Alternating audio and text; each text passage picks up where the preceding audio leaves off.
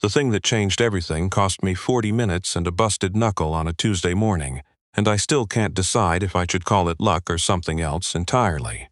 I run a small plumbing outfit out of Sudbury, Ontario. Nothing fancy.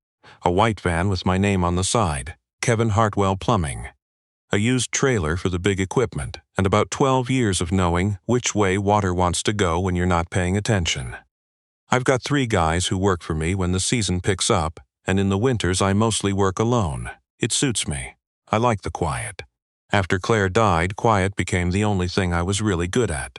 My daughter Bia, she was 7 then, she's 9 now. She spends her school days at the French immersion program on Elm Street, and I drop her off at 7:45 every morning, and I pick her up at 3:15 every afternoon. And that is the one schedule in my life that has never once moved. Every job I take, every bid I put in, every timeline I give a client, it bends around 3:15. That's just how it is. She lost her mother when she was 4. The least I can do is be standing at that door when it opens. The Tuesday I'm talking about was in October, 2nd week of the month, the kind of cold that makes the air feel sharp in your nose, but the leaves are still hanging on. I had finished a job early, replaced a pressure relief valve, and a section of corroded copper pipe in a basement on Regent Street, and I had an hour to kill before my next call.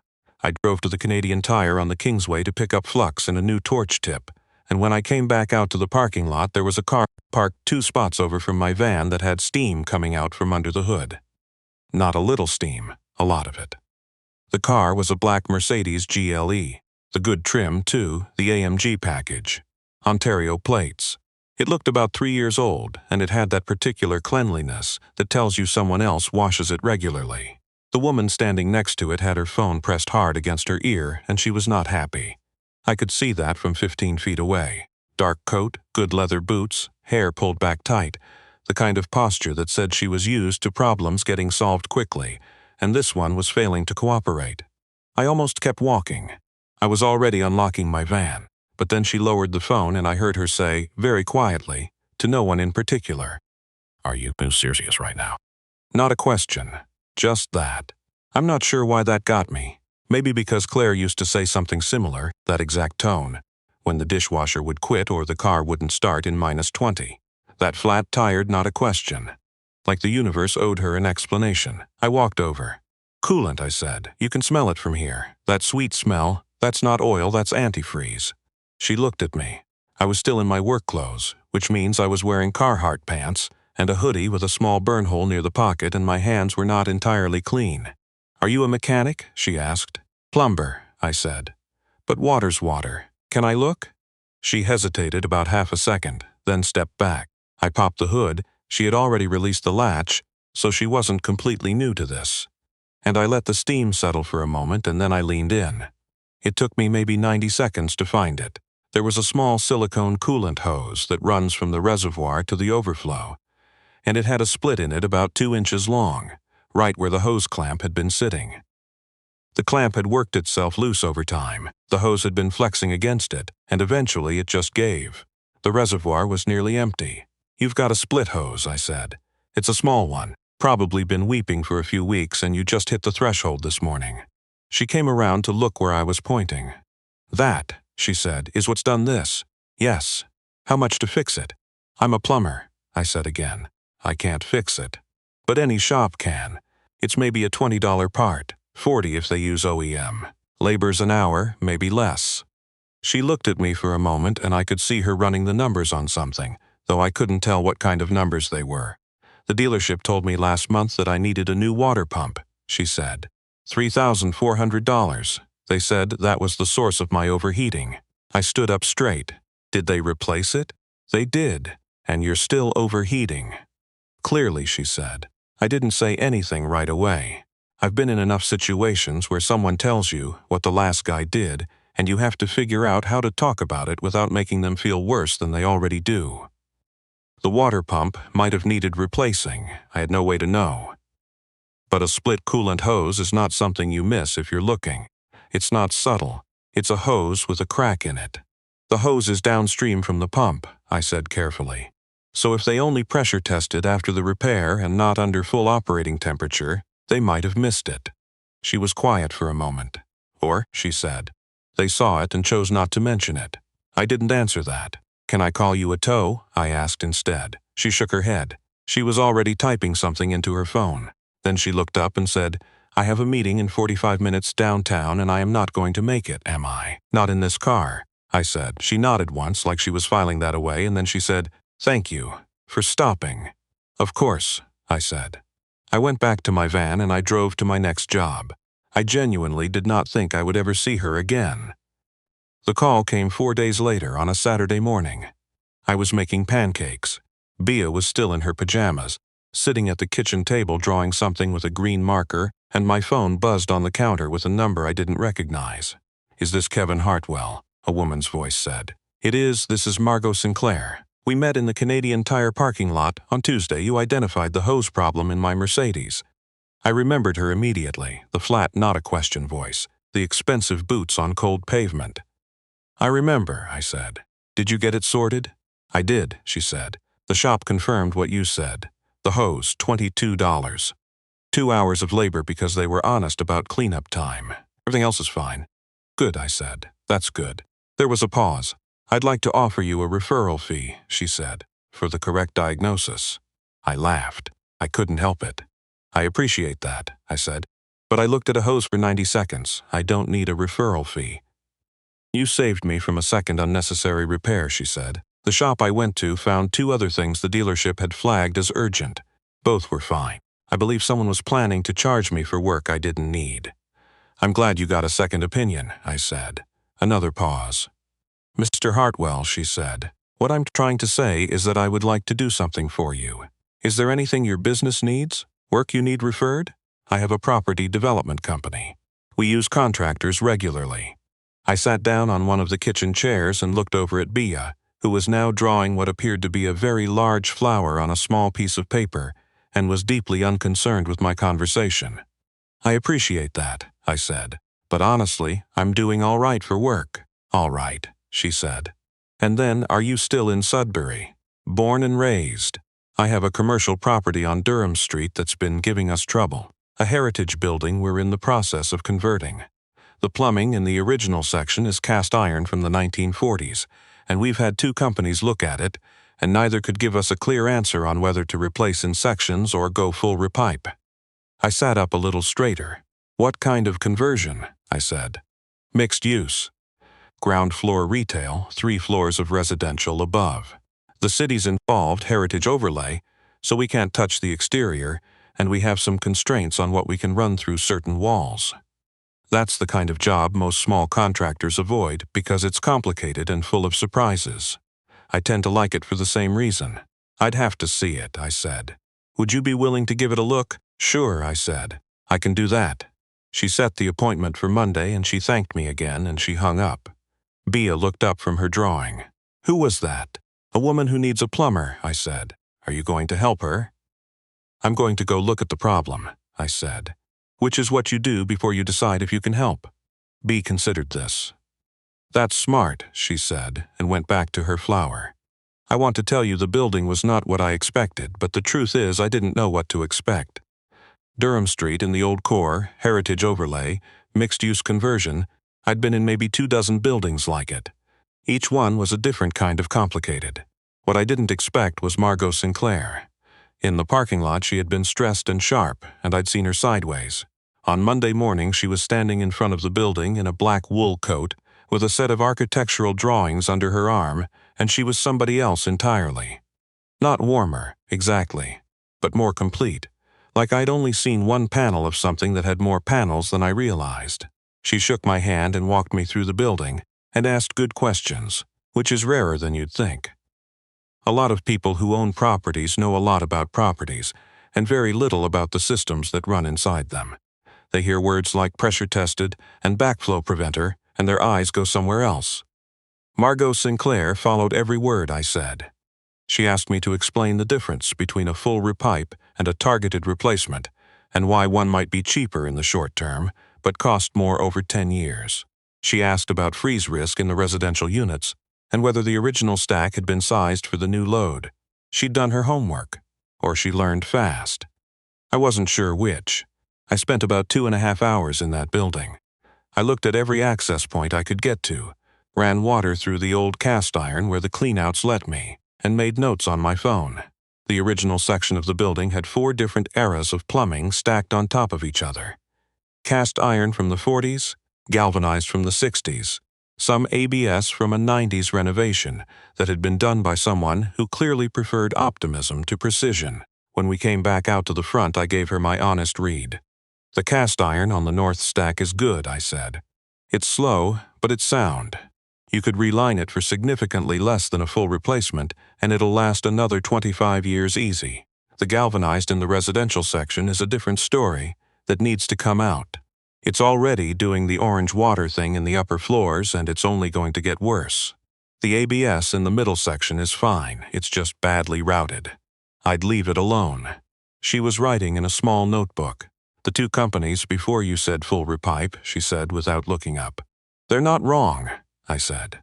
"Full Repipe is the clean answer. You won't have any surprises afterward. But if heritage constraints mean you're ripping through original plaster to get there, you're looking at a whole separate cost on the restoration side. The selective approach keeps you out of those walls." She looked up. "How long have you been doing this?" she said. 12 years with my own company," I said. 4 years before that working for someone else." She nodded slowly. "What would you charge for the galvanized replacement and the relining?" I'd already roughed it out in my head. "I'd have to put together a proper quote," I said. "But ballpark, you're looking at somewhere between 42 and 50,000, depending on what I find inside the walls once I open them up. Heritage work always has surprises." She looked at the building and then back at me. "The other 2 quotes were 68 and 74,000, she said, "for full Repipe." "That sounds about right for a full Repipe in a heritage building," I said. She put the cap back on her pen. "I'd like your formal quote," she said. "The job took 11 weeks. I brought in 2 of my regular guys for the heavy demo work, and we added a 4th hand for 3 weeks in the middle when we hit a section of the north wall that turned into a bigger conversation than expected. Margot Sinclair came by the site regularly, not to check up, or at least not only that. She had a genuine interest in how things worked. One afternoon in the 3rd week, she came by when I was in the basement, working through a tricky connection between the old cast iron and the new PEX, and she sat on an overturned bucket for 20 minutes asking me questions while I worked. About the building, about the pipes, about how you learn to read what a building is telling you. "You sound like you actually like it," she said at one point. "I do actually like it," I said. "Most people who do skilled work for a living talk about their job the way someone talks about weather, like it's just a condition you're in." "Some days it is," I said.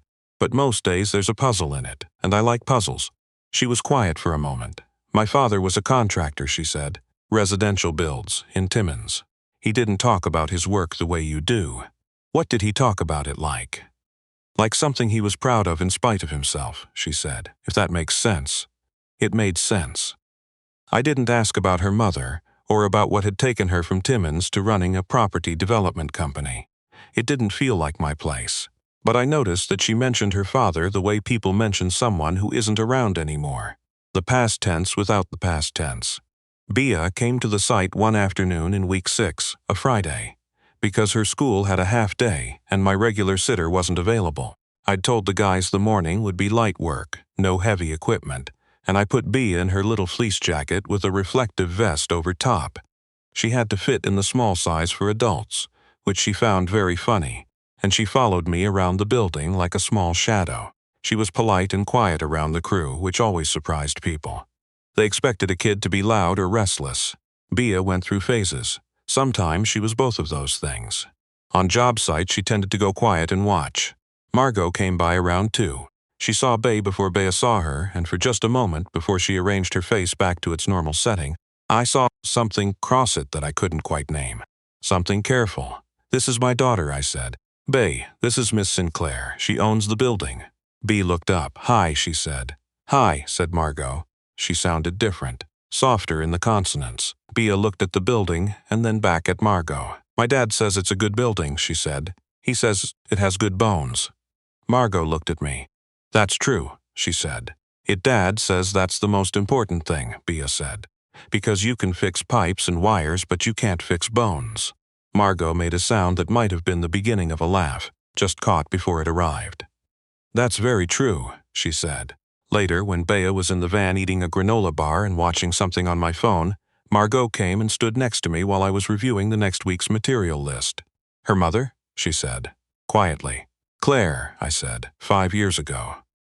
She didn't say she was sorry. I appreciated that. Most people say they're sorry, and I believe them, but after 5 years it lands a little differently than it used to. What she said instead was, "She's like you. How do you mean?"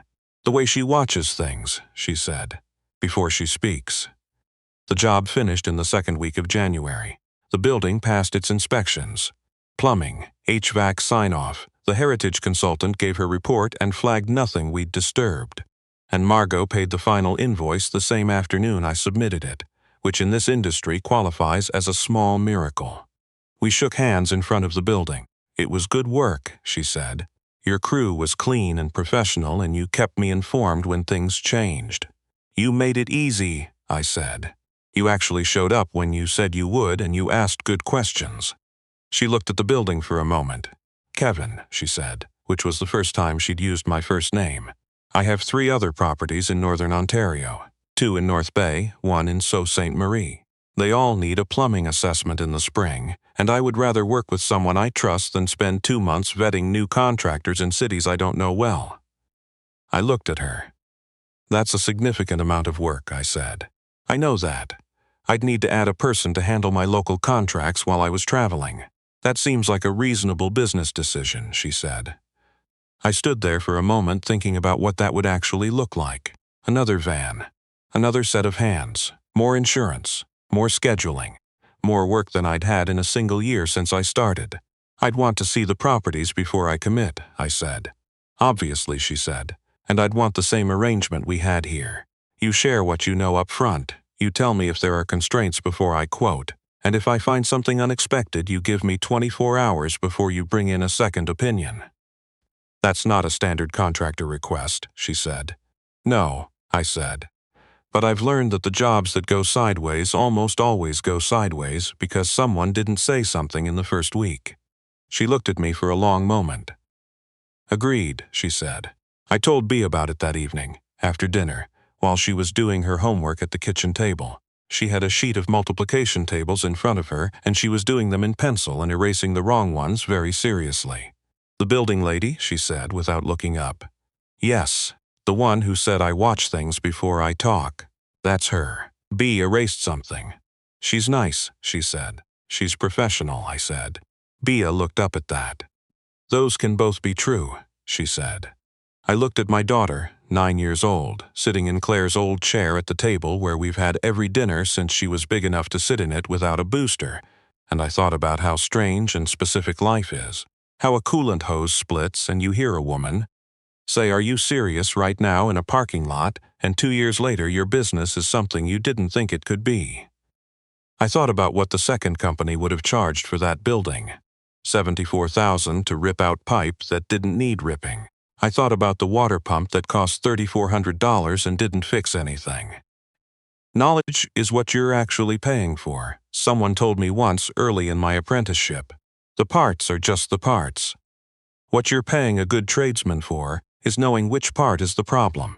I've tried to hold on to that. It gets you through the years when the work is slow and the van needs tires, and Bea needs new boots and the math doesn't quite add up the way you'd like it to. The work is honest.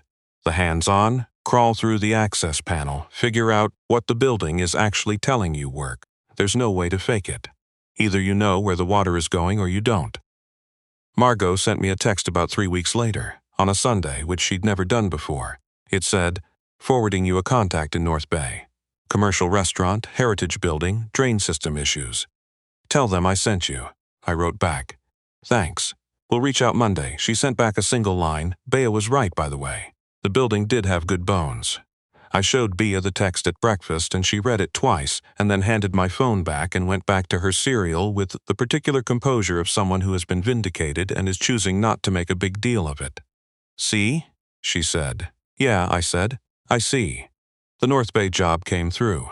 Then the second North Bay property. Then Sault Ste. Marie. I hired a second plumber in February. A woman named Teresa who'd been working under another contractor in Lively for 6 years and wanted to run her own calls. She's good. Better than me on tight residential work, honestly, which I told her, and she said I know without any particular modesty, and that's the kind of person I like working with. By spring, the van that says Kevin Hartwell Plumbing had a second one running alongside it. I still do the pickup at 3:15, every single day. That part didn't change. Some things you build to expand. Some things you build to protect. Most days the trick is knowing which is which and not getting them mixed up. Bea turned 9 in March. She asked for a geology kit and a book about volcanoes, and a lemon cake. Not a lemon-flavored cake, but an actual cake in the shape of a lemon, which I could not find in Sudbury, and so I drove to a bakery in Chelmsford that said they could do it, and I stood there on a Saturday morning explaining what I meant to a very patient woman with flour on her apron. The cake was almost round. More oval, really. Bea looked at it and said it looked like a lemon, which is true. Lemons are not perfectly round, and I thought, yes, exactly. That's exactly right.